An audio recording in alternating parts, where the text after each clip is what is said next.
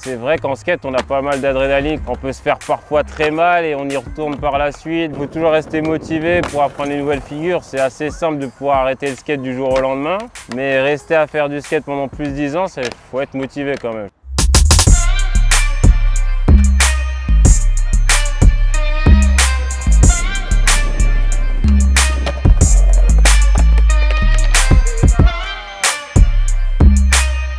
Je m'appelle Jonathan Jean-Philippe, j'ai 33 ans et je suis de Boulogne. J'ai commencé le skate vers l'âge de 16-17 ans, rentré de mes entraînements de boxe thaïlandaise. J'ai vu un mec sauter des escaliers, je me suis dit oh, c'est ouf comment il a fait ça. Je lui ai demandé d'essayer, il ne voulait pas au début. Et ensuite il me l'a prêté, j'ai commencé à essayer de rouler, je suis tombé une fois, deux. Puis le lendemain j'ai demandé à ma mère d'acheter un skate et par la suite j'ai jamais arrêté. Bienvenue à Déof. C'est la maison mère ici.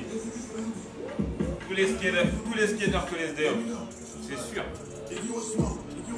Avec Reda, Nero, il est là-bas.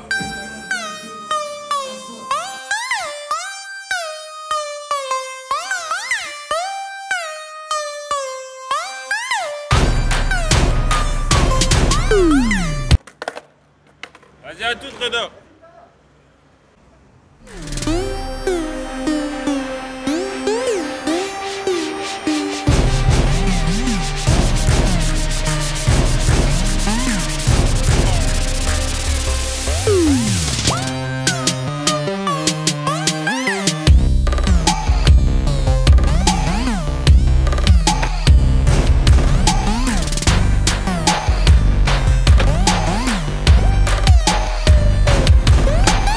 J'ai eu mon premier contrat de sponsoring après la première année. Je me suis dit, je veux vouloir voyager du skate, bouger, gagner ma vie du skate aussi. Surtout, je viens d'un milieu assez compliqué. Saint-Denis, 93, lieu sensible, etc. C'était un échappatoire aussi du milieu urbain.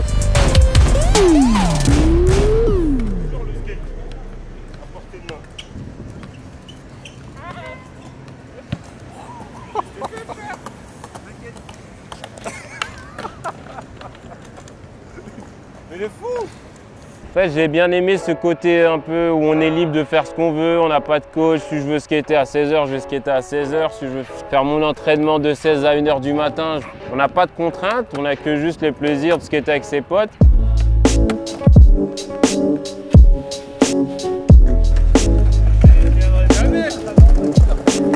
Ah, c'est la famille, c'est le sang. Et moi, j'étais mauvais perdant dans les sports d'équipe, je me donnais toujours à 200% et quand je voyais un autre qui se donnait pas un max, ça m'énervait, voilà, j'aimais pas perdre. Et le skate, c'est un bon compromis parce que c'est toi et ton skate. Maintenant, c'est assez tendance et hype, tout le monde veut faire du skate, les rappeurs font du skate, on voit du skate un peu partout à la télé. Et c'est vrai qu'avant, c'était un peu ce côté où on voyait les skateurs avec des cheveux longs, en mode émo. Moi, je suis bien tombé parce que moi, mes amis, ils étaient un peu dans le même style que moi. On écoutait du rap, on était hip-hop, on était dans le même délire et on était un gros groupe. On était peut-être 15 à 20 skaters à se voir régulièrement sur des spots à Saint-Denis. Donc, bon, ça nous est arrivé d'avoir quelques embrouilles, enfin même beaucoup. Ça les gars quoi, bien. Tout le monde a arrêté le skate, etc. Et ça me fait bizarre de continuer plus ou moins l'aventure seul. Je blesse beaucoup, on est un peu sadomaso sur les bords parce que c'est vrai que se faire une entorse, le lendemain se dire je ne peux pas faire du skate, j'ai envie de réessayer. C'est vraiment quelque chose qui vient du skate. Le fait de recommencer après s'être fait très mal. Vas-y, F23 c'est pour nous.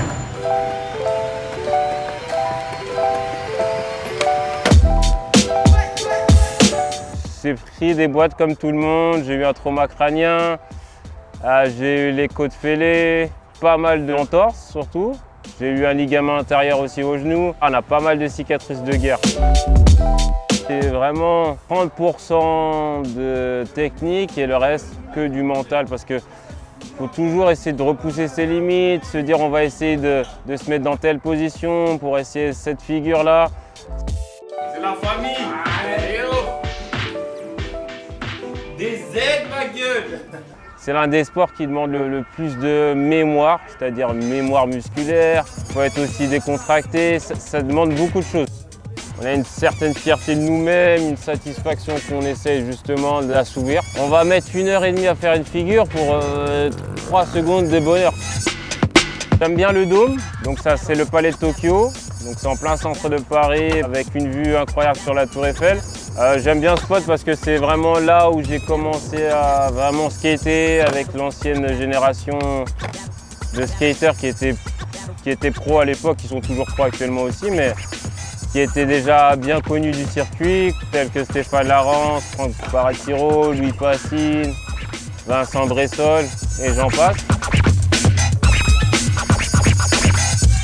Et ils m'ont toujours aidé, ils m'ont aussi donné des skates quand j'en avais besoin. Donc ça représente quand même un bon lieu pour moi. Oui, j'avais un projet justement de faire une école de skate, mais un peu différente pendant les vacances, justement pour essayer de proposer aux jeunes qui veulent se lancer vraiment dans le skate professionnellement, d'avoir les premières bases, parce que c'est très compliqué quand on ne connaît pas ou qu'on ne sait pas où aller.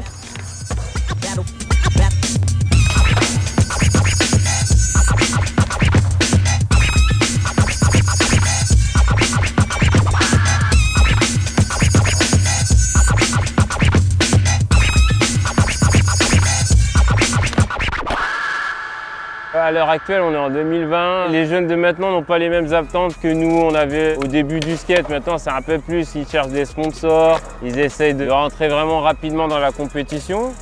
Moi, ce que je dirais, c'est juste d'essayer de vivre son rêve au maximum, et de kiffer.